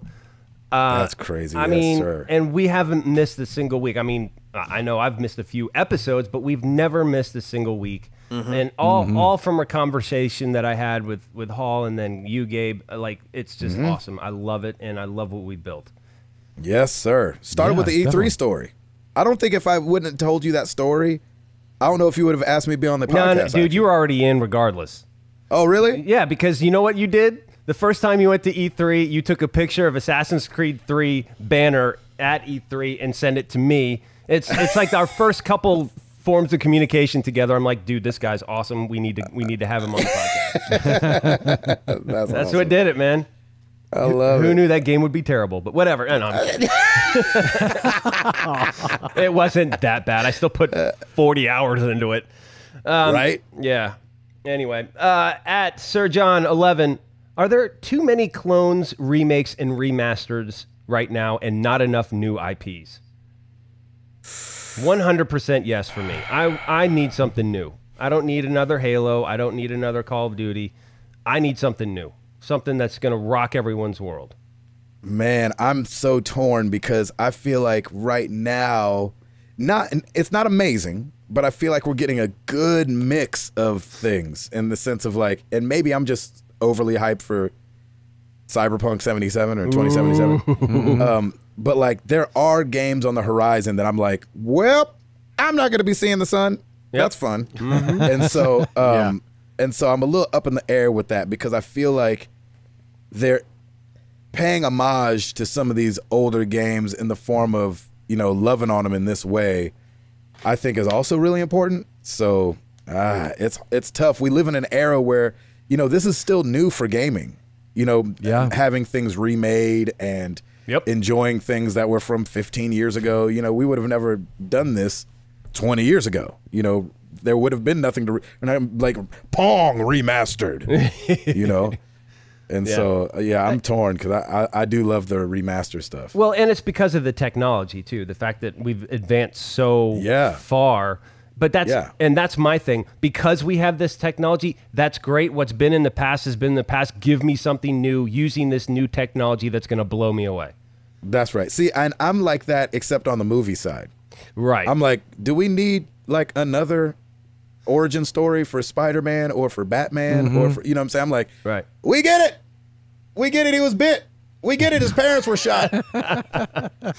You know? Spoiler alert. Chalfie's over there saying yes. Yeah, he's like, exactly. If you ain't seen it by now, Bishop. Oh, that was for Batman, by the way. It wasn't for anything else. What say you, Chris? I don't really have much of an issue with it in the game side. I'm exactly in the same spot as Gabe in the terms of the movie. On the movie side, yes, I feel like it's way too much. But in the game side, it's a little bit different in that, like, I would absolutely love and cherish them to remake Metal Gear Solid. And they kind of did when they did Twin Snakes on the GameCube. But it's not exactly like they change things up and they use different voice actors, but it is a slightly prettier, you know, version of it. It doesn't look quite the same as the other one. But I would love just a remake of it, and I don't mind them making like a AAA full budget. Like I would like a 4K, you know, if you can 4K 60 version of it, or just that just runs like flawless and has a like crazy explosion and everything. But like I want the exact game. Like I want the same voice actors. I don't care if you use the same lines from the previous. I just want it to look prettier, but basically be the same game. I would love to have that. And I think part of that is because they've not quite nailed, outside of a piracy element, how to bring games forward. You know, because like for instance, with Metal Gear Solid, since I've been talking about that, like right now I can play it if I have a PlayStation 3, if I have the original PlayStation, or if I have the PlayStation Mini, which I know I just listed 3 avenues, but like a lot of people don't have a working PS1 anymore. PlayStation 3s are becoming even less and less prevalent these days. You can still find them, but a lot of them break. They just don't last quite as long as I feel like the PlayStation 1 did, and even it had some issues. Right. And the PlayStation Mini, you know, is just kind of like hit or miss with people. It's so outside. The really only way to get it is to have it pirated, and you know, I'm not going to go that route. So, if remaking, it seems like the drama between Konami and Kojima wouldn't really get in the way of this because you'd be just remaking what's already there and the brainchild he already had, right? Yeah, you wouldn't feel weird about. But here's my Konami question: Could Kojima redo something, or is that Konami? No, Konami would have to do it. No. Konami owns it, right? Like he gave it Yeah. up. Okay, yeah, all right, that's what I thought. I don't know that he gave it up, but he probably originally made the deal when he was like, "I'm going to make these games." Just like, you know, an artist when they sign with the label, it's like the label owns that music, kind of thing. Right. So to me, I look at it more as a way to keep these games that are beloved, because usually it's a beloved game that's being remastered or remade, and to keep that game in the forefront and to keep it moving forward. That's kind of how I look at it. And I don't feel personally at this point in time that it's overdone. Like when when we had The Last of Us and then The Last of Us Remastered, that was a little bit, even though I bought them both and I wanted both of them. a little quick. Yeah, that one felt a little fast. I was like, I don't know that we've really quite earned this. But at the same time, like, I know there were a lot of people that were on the 360 generation, and when they seemed to, a lot of people were jumping over to PS4, it's like, okay, give these people that didn't have the opportunity to play that game a slightly prettier version of it. Why not? That's right. But I just don't feel like it's overdone quite to the level that it is in movies, to where if it gets to that point where it feels like every game's getting a remaster when it really doesn't deserve it, or a remake, it's like, okay, then I'll probably flip, over to the other side. That one only made sense. I remember tilting my head a little bit, but that one only made sense because it straddled the console generations. Yes. To where, like, we'll see that again going from 4 to 5, where people put out a game. We might see it with Cyberpunk, where they're like, the PS5 version, the Scarlet version, and you're like, okay, I mean, I get it. Yeah, but and that honestly, the Last of Us remaster really did feel like, oh, they're just putting The Last of Us on PS4, and because it's there, hey, and as a bonus, we're going to make it a little bit prettier, because it wasn't a full-priced game, and if you traded in, I know this was a GameStop thing, but if you traded in your version on the PS3, you got like even half off from that. So there were so many ways to get that at a cheaper, reduced price. So that one didn't feel quite as bad to me, but yeah, it did feel a little bit early. And it's the only one that I remember doing that, where it felt like just 2 months later you had a remastered version. Yeah, you know what I mean? I think so. Yeah. I don't even know where Ed. I don't even remember what the question is now. I don't know, right? I don't think it was. It's as bad. Too many remasters. Yeah, that's right. I don't think it's that bad, except when you start to list them all at once, like at the Nintendo E3 presser when it was every other game was Final Fantasy. Then it felt like it was too much. Yeah, that's right. That's right. Yes. But in the big picture of things, I think it's fine. Yeah, I agree. Tim, did you already give your 2 cents on it? Yeah. I'd like with the movies. I'd like to see new IPs. I really that's would. right. Yeah, just because with what's going on.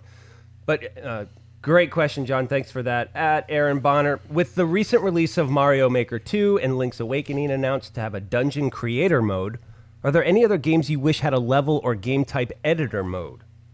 No. I don't like editor mode things at all. I hate that Let crap. Me play I don't the know game. why. Yep. I think I've gotten old though. Like, I was thinking about it the other day because remember I was talking about liking Roller Coaster Tycoon? Mm-hmm. Back in that day, I was playing Sims and building houses, and I loved doing all that stuff. So I think I've just gotten old. Yeah. Like, I just don't Yeah, like but it. building give me homes the and game. stuff in Sims is not the same as a level creator in a Mario Maker. Yeah, but what I'm right? saying is, at that time of my life, I probably would have built a level in Mario. Oh, I see. Yeah.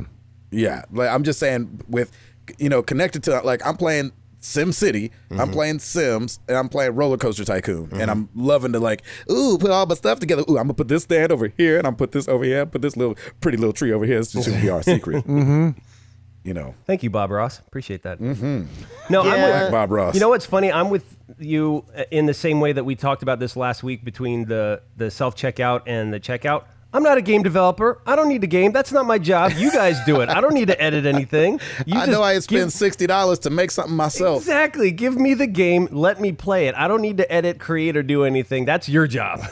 Yeah. Let me just play it. Let me get into your world and play it. Same with checking out at Walmart. At midnight. I don't work here. Yeah.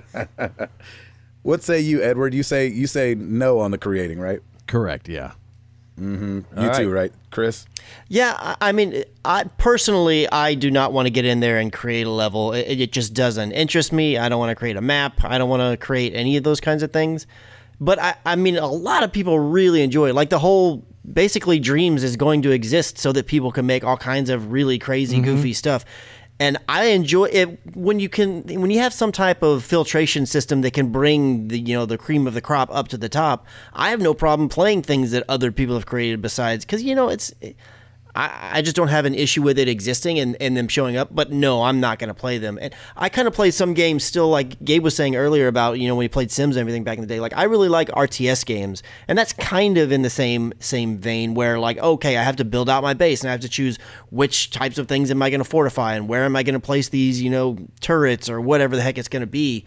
I've always enjoyed those kind of games, but I never thought of those as like I'm building the game. To me, the game is building things out and making it how you want it to be.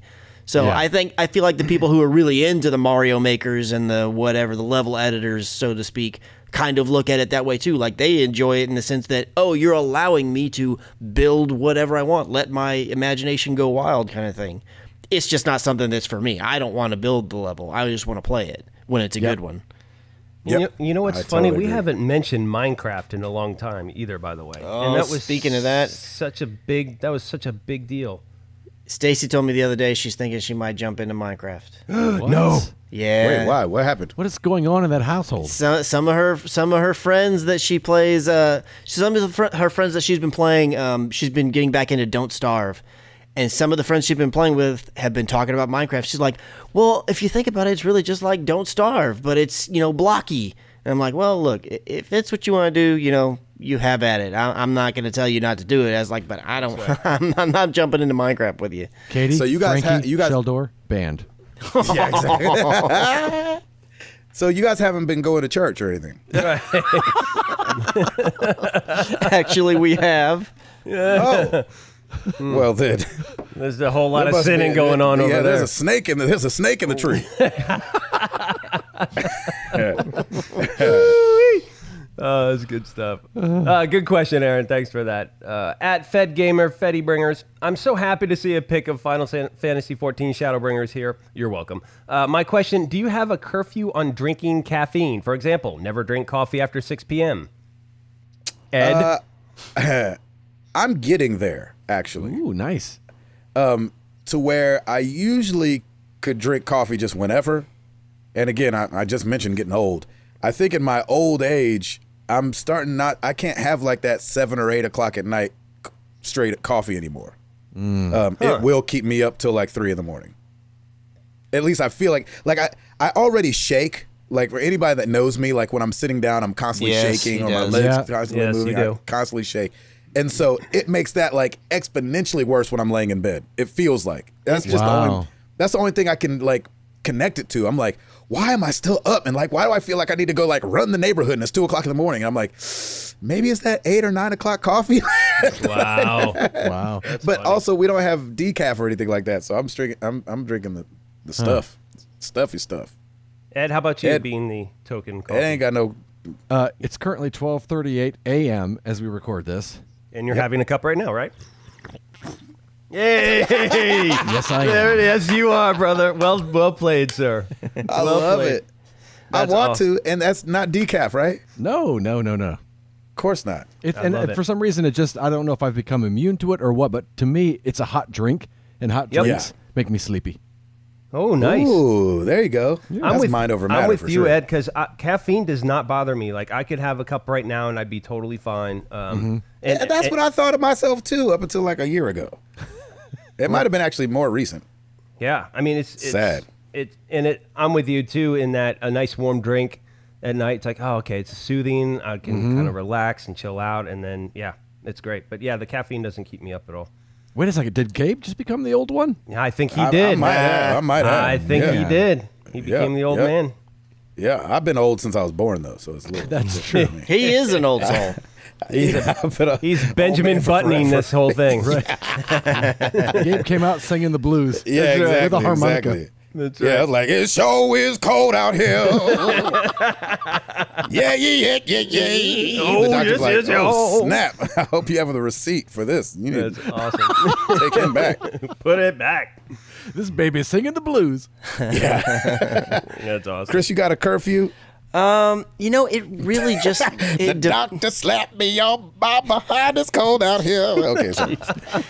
it really just depends on the day. I mean, because I drink coffee, I'm not quite to Ed's level, but I drink it a lot. And so I feel like the caffeine doesn't affect me as much. But every now and then I will have something with caffeine later in the evening, like around, let's say, 9:30. And then all of a sudden, I'm like wired that evening and I can't go to sleep. But most nights, it's like, no, I can still go to sleep. It's not really affecting me that much. Yeah, and I think that's a good point too, because when I'm at home, I drink way less coffee than when I'm on the road. On Really? the road, I have like 4 or 5 cups a day. Yep. Where at home, I usually just have the one in the morning. Yeah. Oh, wow. And so I think it could be a little bit of that too. Yeah. Now There I'm you go. thinking about it. I definitely find if I I haven't done it in a really long time, but there for a while I stopped drinking coffee for a good 6 months or more. And then I came back to it, and we had this overnight shoot that we were doing, and I took 1 cup of coffee, and I felt like I was wired for like 2 weeks. It was like, oh my gosh. And so, I could definitely tell I built up a bit of a tolerance. That's how Jenny is. Jenny shakes when she has caffeinated coffee. Oh, wow. Interesting. Yeah. Mm-hmm. But she a little thing, too, so, Keeps her dancing all night, though. That's right. Exactly right. Let's go. God's plan. That God's is plan. it for all of the questions. Thank you so much, everybody. We appreciate it. Yeah, thank you guys so much. All right. This is hopefully going to be a fun one for everybody. Take the year you were born and look up what happened in gaming that year. Ooh. So we can talk about it. I will start. I was born in 1981. And in that year, the arcade market in the U.S. generated $4.8 billion in revenue. Oof. By 2019 standards, that'd be $13.2 billion, which is crazy. Wow. The home video game market only generated $1 billion in sales revenue, which would be equivalent to $2.76 billion in today's market. Wow. February of that year, Williams Electronics released Defender. Oh, Oh, I wow. love that game. And then in June, Konami released Frogger Oh, of wow. 1981. Yeah, and the last little bit is Arnie Katz and Bill Kunkel founded the first video game magazine, Electronic Games. Ooh.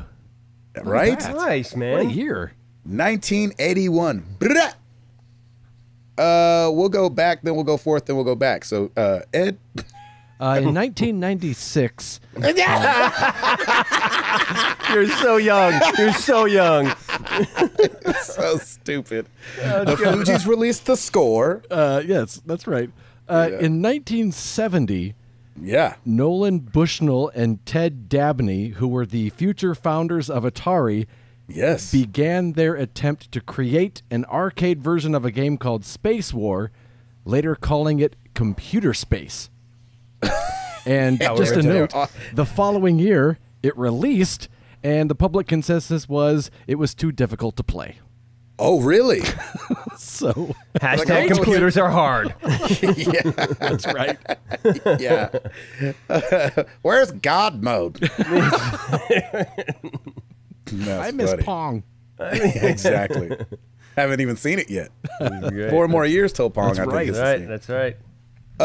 What about you, Christopher? Copy what Gabe said, paste it right here. No, I'm just, Oh, really? Are you 81 as well? yes, I am.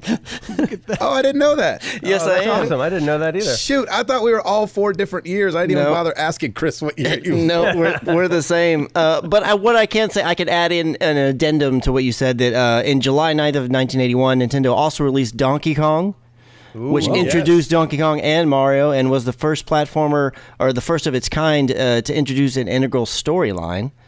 And on You know what I don't like about this? What's is that? they talk about Donkey Kong and Mario. I think at the time Mario's name was still Jumpman. yeah, you know, Jumpman, that boy up to something. I don't know because I feel like, and it could have bit tall. been, you know, speaking of remasters or remakes later on, I feel like at some point there was something Donkey Kong related where he was named as Mario, but I know what you're talking Oh, about, that they interesting. also said Jumpman as well. So I don't know. I have to, I don't know my history on that one. Yeah, me either. And then also one other one, in September, Namco releases Galaga. Oh, yeah, nice. Sticking Man, with that the was arcade 81 stuff. was a great year. Holy cow. Yeah, that's when it started getting popping. That's right. All right, like 1975, or should I 1 BC, whatever you want to call it? 1775. That's right. Right after God created four the score light. and 7 years ago. Anyway, 1975, Atari's Pong. Play Sundial. The sun was born. Yeah, exactly. we played The Build This solar Pyramid. system was born, and God said that it was good. Yeah. Okay, sorry. 75. Say what now? 1975, Atari's Pong is released with help from Sears Roebuck, which finances the production of 150,000 units. It Wow. becomes the hottest selling Christmas present. Sears sells the product exclusively with the Sears Telegames logo. Also, Gunfight, the first computer game, quote unquote, is released. It is the first game to use a microprocessor instead of hardwired solid state circuits. Ooh. There you go. I like that. I like that. Man, Sears. Also, I've only seen it a couple places, but 75 too. Magnavox released two new models of their Odyssey console, Odyssey 100 and Odyssey 200. Oh. And what cracks me up about this is like when you go back and you look at the way people used to release consoles, it's so different from now. Like everybody was just trying stuff. Yeah. They put out 2 consoles in 1 year. You know what I'm saying? They're like, Right. oh, just the 1 and the 200. Just go ahead. Just push save as 200, save as Dot 100. 200, dot 100. Yeah, get them out there. So you guys find out what happened in gaming the year you were born, and we will talk about it next year. I'm actually excited about that. I think we'll it's talk about gonna it be next good. week. I think it'll be Yeah. fun. Yeah, hopefully this will work. I was checking all of our dates to make sure that like video games had even happened. Yes. It's I wanted to make sure. Like even for 81, I was like, I know it was around, but like, did anything interesting happen? All right. So I'm glad got everybody it. had a little something. Yeah. So I know that the guys and gals dipping into the 60s and the 50s gonna be struggling a little bit. Tic-tac-toe. Exactly. The cardboard box becomes the kids' number one. Hoop and stick was great. Exactly right. So you guys let us know. We will talk about it next week. Thank you guys so much for being here. Chris, you made it the whole show. Yeah, bro. brother. Well Man, done. Look at that. We still have to see if the file saves. Well, hey, wait. Come on, man. Why would you even say something like that? That's right, man. I mean, just It's being just jinxing the realistic. whole- Don't jinx it. Yeah. Doggone That's not it, even Chris. glass half empty. That's like glass thrown against the wall. Smash. Exactly. Just wanted to see if it'd break.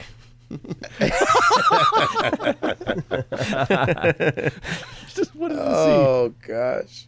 I'm Gabe Patillo. That is Tim Router. That is Ed Placencia. That's Chris McCracken.